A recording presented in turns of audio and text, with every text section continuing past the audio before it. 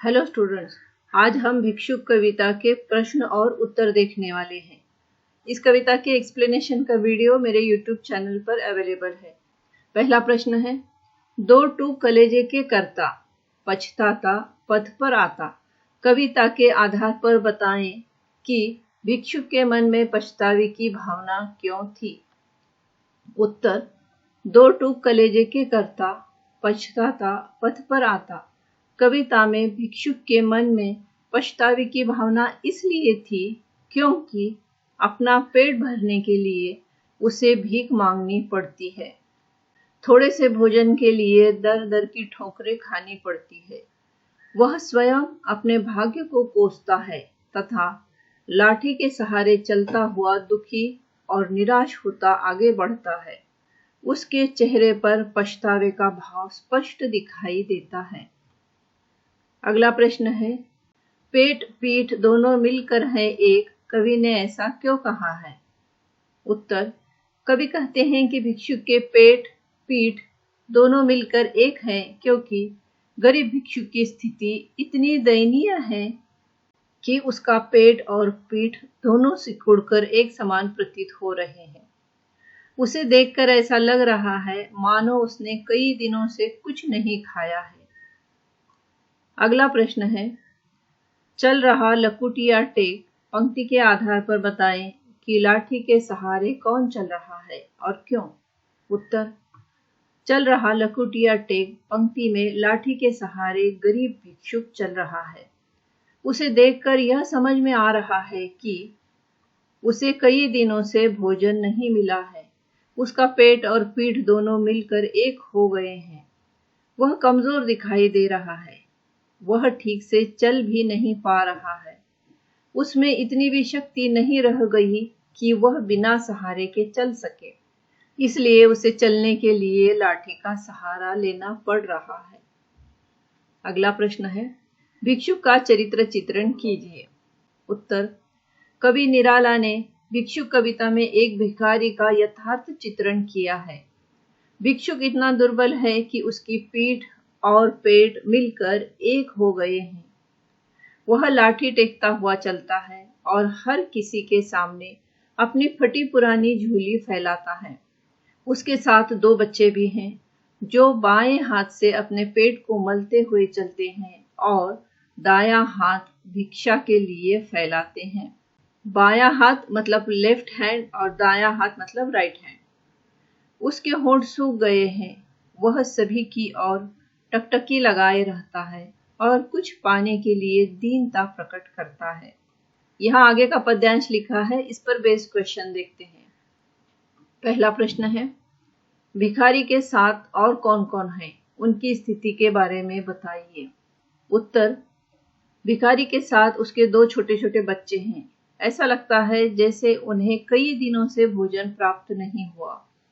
वे अपनी फटी पुरानी झोली को फैलाए हुए भीख मांग रहे हैं। वे बाएं हाथ से अपने भूखे पेट को मलते हुए चल रहे हैं और दाहिने हाथ से लोगों की कृपा दृष्टि पाने के लिए हाथ फैलाए चले आ रहे हैं। भूख और प्यास के कारण उनके होंठ भी सूख गए हैं। उन्हें खाने के लिए कुछ भी नहीं मिलता।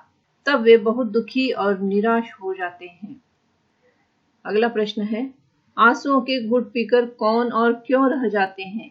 उत्तर, आंसुओं के घूंट पीकर बेबस भिखारी और उसके साथ भीख मांगते हुए उसके बच्चे रह जाते हैं। उन सभी को देखकर ऐसा प्रतीत हो रहा है जैसे कई दिनों से उन्हें भोजन प्राप्त नहीं हुआ है।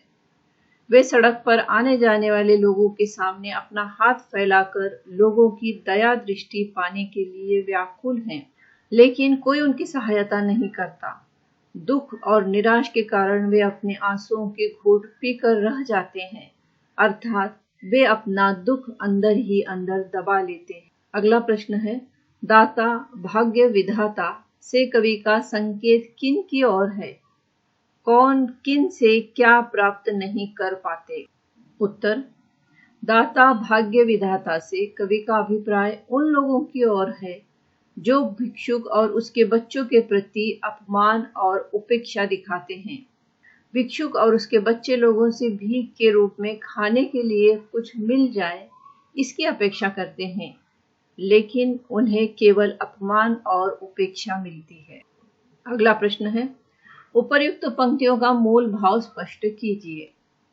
उत्तर, कवि ने उक्त पंक्तियों का भाव स्पष्ट करते हुए कहा है कि एक भिक्षुक और उसके 2 बच्चे कई दिनों से भूखे हैं।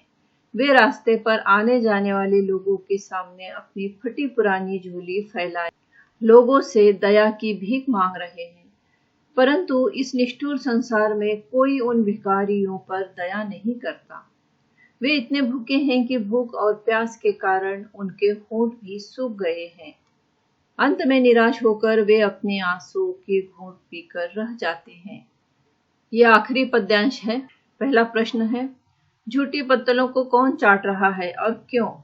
उत्तर, झूठी पत्तलों को भिक्षुक और उसके बच्चे चाट रहे हैं, क्योंकि उन्होंने कई दिनों से कुछ नहीं खाया है। जब वह भिखारी अपनी फटी हुई पुरानी झोली भिक्षा मांगने के लिए लोगों के सामने फैलाता है और उसे कोई भोजन नहीं देता है, तब वे झूठी पत्तलों में बचा खाना खाने के लिए पत्तलें चाटते हैं। अगला प्रश्न है, झूठी पत्तलों को किससे और कौन छीनना चाहता है? उनकी स्थिति पर प्रकाश डालिए। उत्तर, एक भिखारी और उसके बच्चे बहुत ही भूखे हैं। उन्हें कुछ भी खाने के लिए नहीं मिलता। उन्होंने एक जगह झूठी पत्तलें देखी तो वे उस पर लगी झूठन को चाटने लगे। उन भिखारियों से वह झूठी पत्तलें छीनने के लिए कुछ कुत्ते उनके पास डट कर खड़े हैं। कुत्ते भी उन झूठी पत्तलों से अपनी भूख मिटाना चाहते हैं।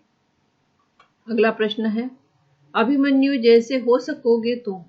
पंक्ति में अभिमन्यु शब्द का प्रयोग किसके लिए और क्यों किया गया? उत्तर, इस पंक्ति में अभिमन्यु शब्द का प्रयोग भिक्षुक के साथ साथ चल रहे बच्चों के लिए कवि ने किया है। महाभारत काल में अभिमन्यु ही अकेला ऐसा वीर बालक था जिसने अपने साहस और बलिदान से सबको चकित कर दिया और इतिहास में अपना नाम अमर कर लिया। कवि भिक्षुक को अभिमन्यु की भांति अपने अधिकारों के लिए संघर्ष करने की प्रेरणा देते हैं। अगला प्रश्न, तुम्हारा दुख मैं अपने हृदय में सींच लूंगा से कवि का क्या आशय है? स्पष्ट कीजिए।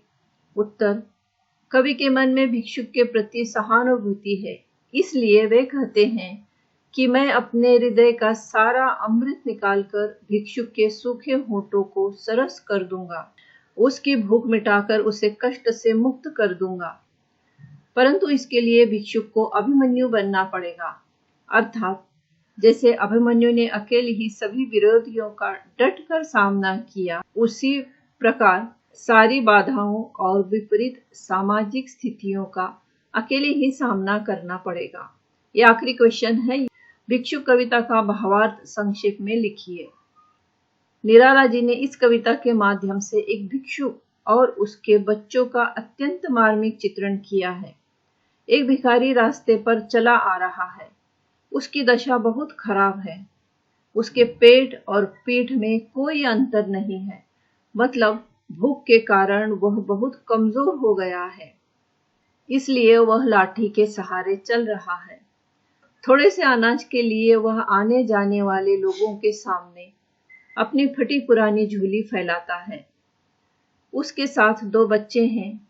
वे एक हाथ से अपना पेट मलते हैं और दूसरा हाथ आने जाने वाले लोगों के सामने फैलाए रहते हैं, लेकिन किसी की कृपा दृष्टि ना पाकर वह स्वयं ही आंसू के घूंट पीकर रह जाते हैं।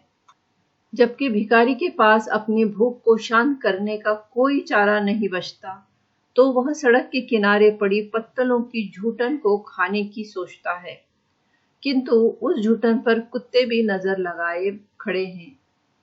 अंत में भिक्षुक की, यहाँ भिक्षुक होना चाहिए, दर्दनाक और दयनीय स्थिति को देखते हुए कवि को दया आती है और वे भिक्षुक के प्रति सहानुभूति व्यक्त करते हुए कहते हैं कि मैं तुम्हारे दुख दर्द को बांट लूं। नेक्स्ट वीडियो में हम किसी और चैप्टर के क्वेश्चन आंसर्स देखेंगे।